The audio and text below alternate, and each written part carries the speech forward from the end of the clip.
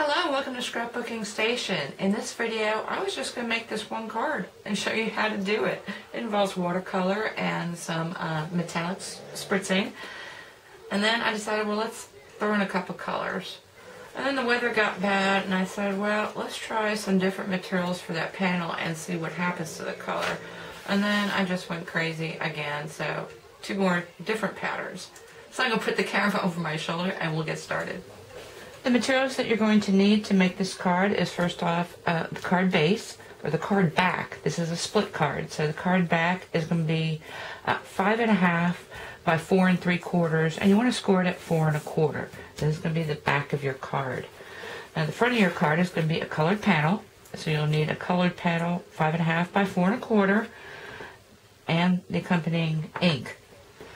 Then a metallic. And I'm going to cut this 1/2 inch shorter in both directions to give me a 1/4 inch border. And then a panel. And the panel, I'm choosing to make the same as the back of my card. And that's just so I can use 1/2 piece of an 8.5 by 11 and get both my focal panel and the back. You want a T-lace doily, and then you want to pick a stamp that has a heavy-duty outline. I'm going to go ahead and use a 2-step stamp. So I've got that piece and this piece also stays on, and a sponge, some water. So the first thing you want to do is take that focal panel. Let's move this other stuff out of the way. And you want to go ahead and stamp it with stays on ink. Now I want to get ready to go ahead and sponge on my ink and get ready to spray. Okay, I was just testing my color there, but since I'm going to put water on this panel, I don't want it to curl up too bad, so I'm just going to stick a round piece of tape. Get that on here. I've masked off this area. Oh, my fingers are already dirty. Be careful about getting your fingers dirty. I'm just going to pick off some ink. Now I'm going to hold it down at the bottom. I'm going to start at the top and go down. So I'm always going to start at the top and bring my ink down. And go a little bit further each time until I get the depth of color that I want. Okay, once you have the color how you want it, I'm going darker at the top to lighter down at the bottom. You could go the other way around or have it even. And you want to take your water and you really want to get it wet. Now what I'm going to do is take a paper towel because I don't want it bumpy. If you want it bumpy, just let it dry like this. I'm going to wipe it off a little bit. At this point, if I need to add more color, I will. Okay, I ended up adding some color. Only because I used a paper towel to wipe that off, and maybe I should have let it set a while. Anyway, what I'm going to do now is take my second stamp and stamp over while it's still damp. It doesn't want to be, you don't want it pulled. And that's going to darken up some of these highlights. Now you could just come with a Stampin' Up marker at this point and do that as well, or a combination of ink and a blender pen. So now you want to let that dry totally. Okay, once it dries, of course you could help it out with the iron to flatten it out also, because sometimes when it dries it does tend to curl. If you're going to wrap something around it, do. Decide whether you're going to wrap around just the panel or the panel and the metallic. In this case, I already mounted it onto the second mat, which is the silver brushed metallic. Wrapped it around with strings, and now I'm just going to put it on the front of my panel. Okay, I've got the glue on there. The other thing I want to do is have this doily curl around, so this is just half folded onto the inside so it can be seen from both, and I'm just going to hold it there like so until I get my panel on. Now I've decided also at this point that I am going to shimmer the whole front of the card, so the color and the silver and the panel. Actually, I'm going to shimmer the whole front of the card, and I still have a salutation to add, so I'm just going to put that up in here. And I'm just going to use stays on too. I could have used any black ink at this point. So I've got that on there really pretty, and now I'm ready to spritz. Okay, I'm using the white smooch, so I want to shake it up really good. And I don't really want to hesitate when I add it because I don't want to do a lot of spraying, just 1 or 2 good pumps.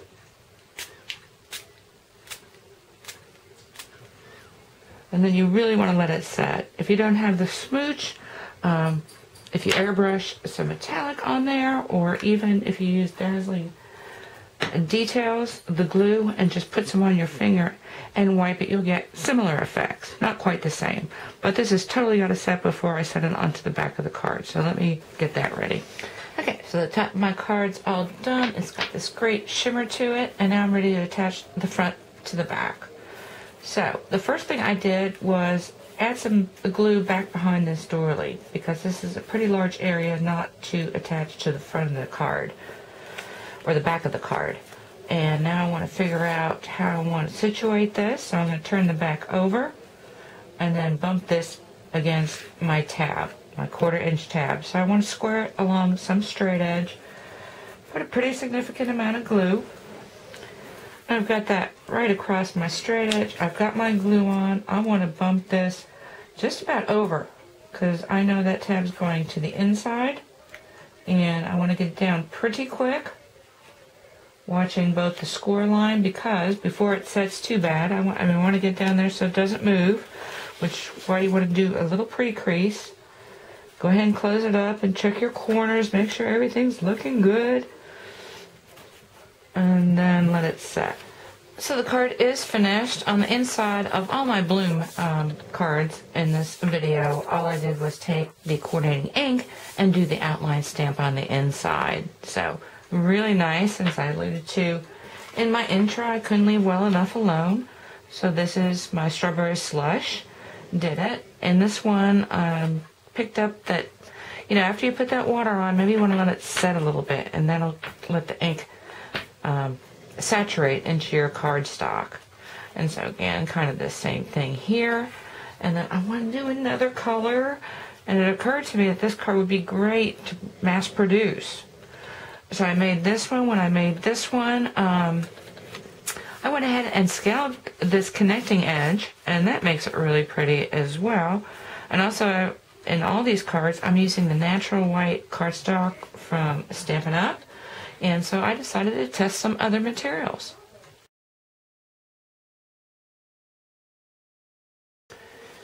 Okay, you see that I started with 5, and the computer cardstock does not work at all. So this is my natural white, which is what I did all the other colors in.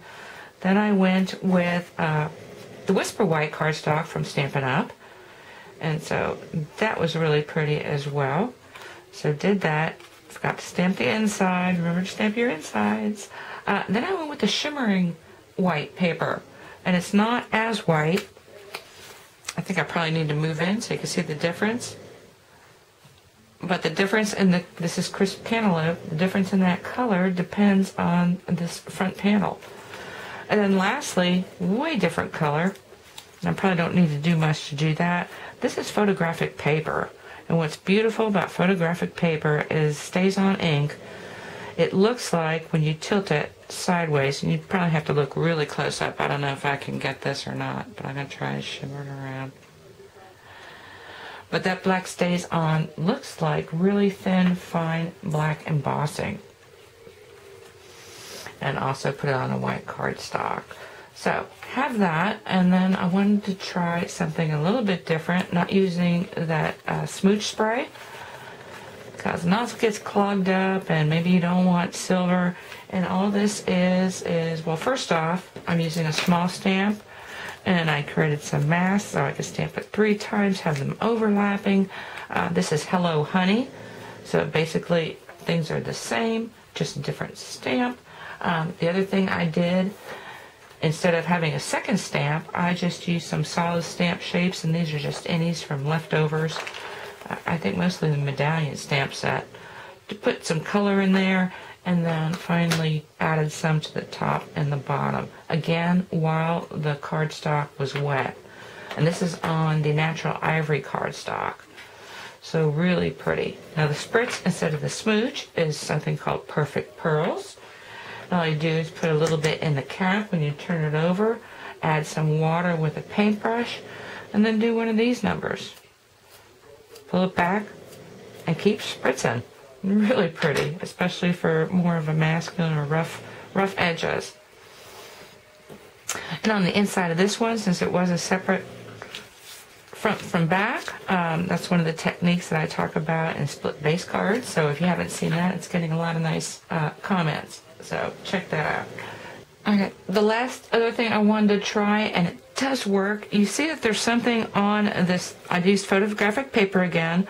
This is another stamp set All I used this time were some Stampin' Up markers to do my coloring in while the photographic paper was wet. And then when I spritzed on the smooch, I used a template, and it's actually gears. And like I said, it'd be really hard for me to catch that on camera. Anyway, that is a really fun, really pretty card. I did switch out my metallic, which I'm going to talk about in here. Maybe you can see it better on the interior. There, I'm trying to get it to flash. Maybe if I move it up, let's see. I'll spend just a second. There it is. So, well worth the effort. But what I need to talk about here is, first off, photographic paper is not all the same. The one that works for me is HP Advanced Glossy Photo Paper. And in fact, this one I used a Kodak paper, and the StazOn just doesn't look the same. Also, your metallics. This is some gunmetal metallic. It's totally different paper than the Stampin' Up, and that smooch spray does not adhere to it. And then lastly, just did another fun edge just because I can, and this is, like I said, one of those split base cards. I just used the tag punch and kind of came around willy-nilly where I felt I needed a cut. Stuck in some brads before I attached it to the front. So anyway, so many fun things to do. I hope you give this technique a try. Before you mass produce anything, definitely check out your materials and the stayability of everything. Thank you for watching.